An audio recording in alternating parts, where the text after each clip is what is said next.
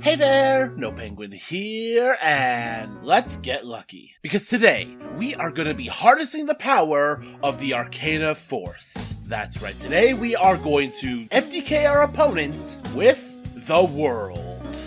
Yes, widely known as the only playable Arcana force card, I think I have found a pretty consistent way to abuse this card.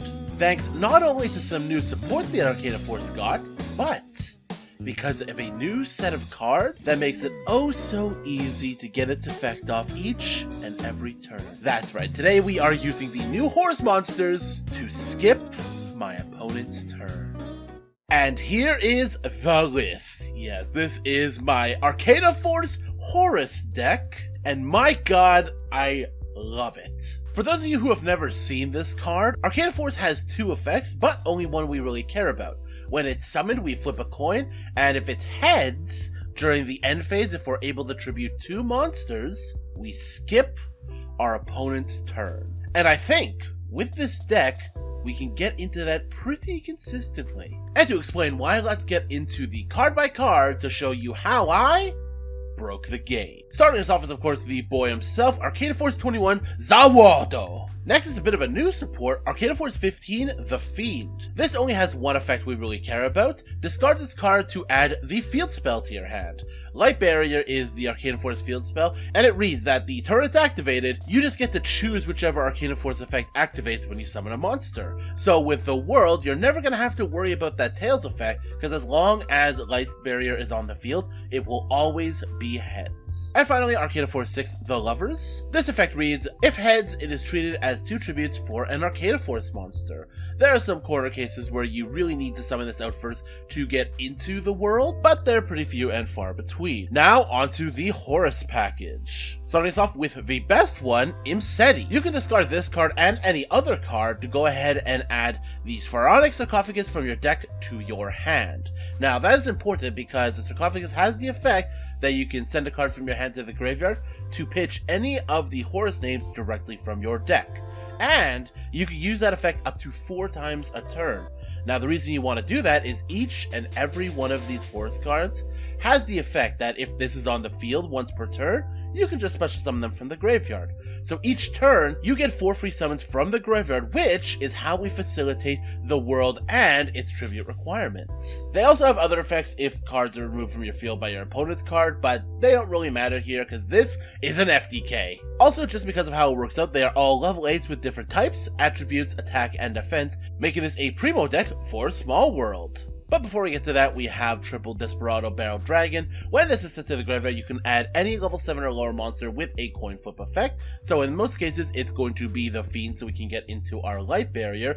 But it could also be one Couple of Aces. Couple of Aces is really funny. It is a Cup of Aces on a body. So reveal this in your hand, flip a coin. If heads, summon it to your field and draw 2 cards. But if tails, you summon it to your opponent's field and they get to draw 2 cards. So it's a very risky effect, and since there's no way in this deck for us to actually modify that coin flip, this is pure 50-50 luck, but if you're in hands where you need this to go off, you gotta take the risk. We've already talked about Sarcophagus and Light Barrier. Let me talk to you about the other Arcana Force supports, Arcana Reading. This card has a heads and tails effect, but it reads if we have Light Barrier on the field, we can just choose the effect that we want. And the heads effect that we want is add a card from your deck to your hand that has a coin tossing effect, except itself. So this doesn't even need to be Arcana Force cards. If for whatever reason you want to use this to add Desperado, Cup of Aces, or anything else, you are fully able to, but in 99.9% of the cases, this is here so we can add Zawado. One called by the grave to protect our plays, Triple Traded because just about everything is a level 8, Small World because this is such a perfect deck and you always want to see exactly the World or Imseti in your hand. One day apiece, as we're going to be skipping our opponent's next turn, making it so this effect is completely free. 1 Upstart Goblin, 1 Into the Void, and 1 Foolish Burial. These are all consistency boosters because we are just trying to get into the combo, because if we can get into it, the opponent never gets to play. Now the extra deck list is a bunch of nonsense, link climbing stuff, rank 8 plays, but there is one important card in the Zombie Vampire. This requires 2+ level 8 monsters, and its effect reads, detach a material, send the top 4 of both players' decks to the graveyard, then you can special summon a monster sent by this. This card works as a really good Hail Mary for the deck, so let's say we're in a situation where we didn't get all 4 of the Horus cards in the graveyard, or if we didn't even get access to our world.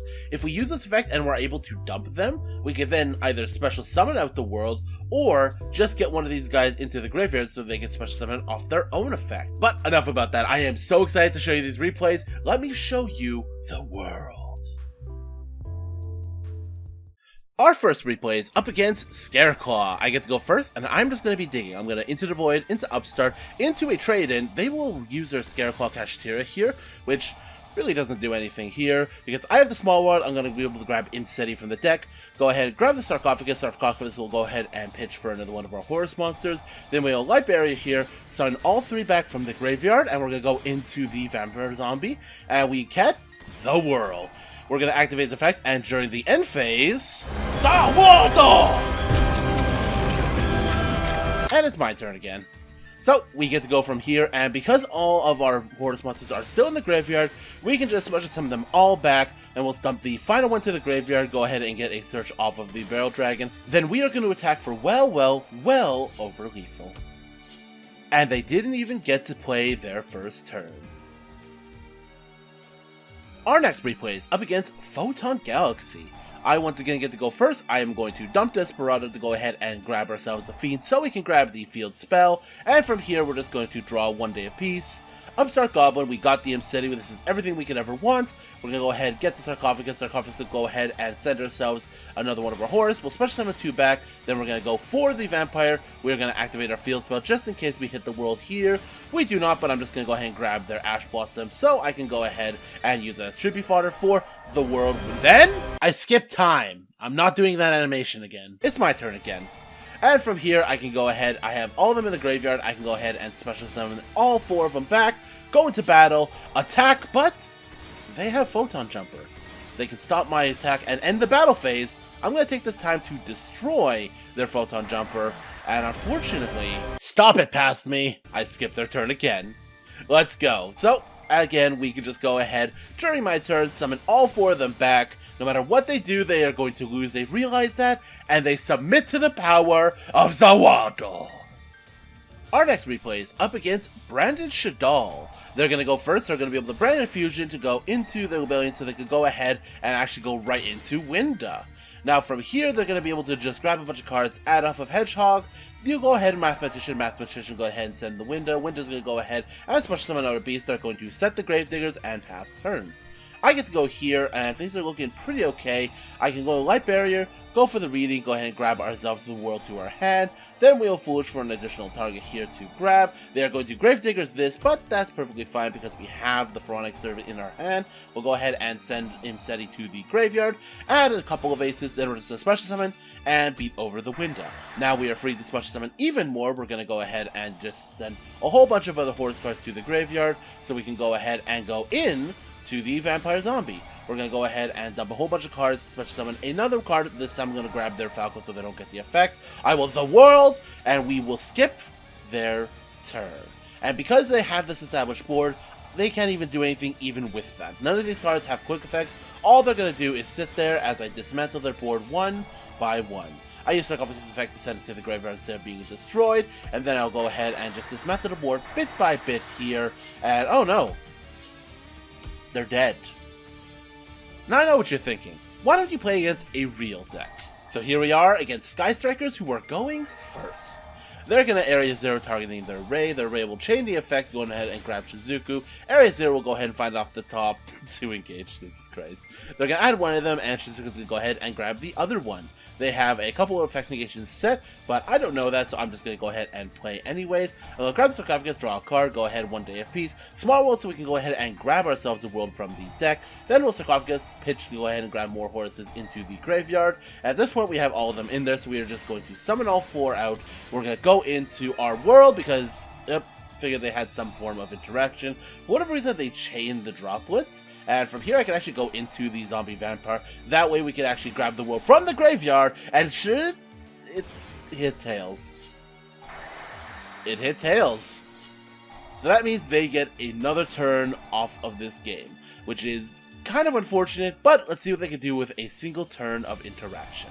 They're going to start by afterburnering. I'm going to have to use that to negate the effect, but from here they can go ahead and absolutely go off. Multi-roll activates effect. They'll go for the engage, draw one, go for another engage, get another add, draw another one, and if things are looking really bad here, because they can go into Kagari, grab another engage back to the hand, activate their third engage of the turn, then Widow Anchor, having more than enough to win the game. Okay, the jig's up. The FTK isn't perfectly consistent. But what do you want? It's the world. It's looking so cool. Alright, let me tell you what's wrong with the deck. So, as fun as it is and how, in my opinion, fairly consistent it is, it has some problems. First and foremost, it dies to basically any kind of interaction.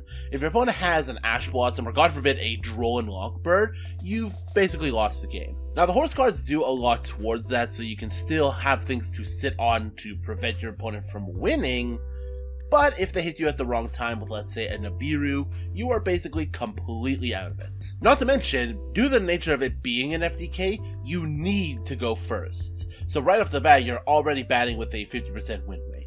And of the times you've gone first, I have calculated it has about a 60 to 70% success rate on any given draw, which again is pretty high, but when it's 60 to 70% of the duels you go first, which is already about 50%, things just don't look good for the win rate of this deck.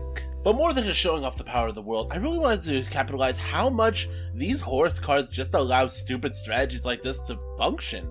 Because frankly, if I didn't have 4 resummonable monsters every single turn, I don't think that this deck would have much legs. The Horus cards do a lot for the deck, getting more advantage off of Imsei's Search and Draw, being able to dump them all to the graveyard, and most importantly, being able to summon each and every one of them back from the graveyard each and every turn. It's guaranteed follow-up if we're able to get the world's effect off, and that makes this so scary. But I think we are still a little bit away before the world completely destroys the game. But until then, that is enough for today. Let me know what you think about the new Horus cards. And until then, like if you like, subscribe if you want to see more. I am Nopenguin, Arcana Force Fool, signing out.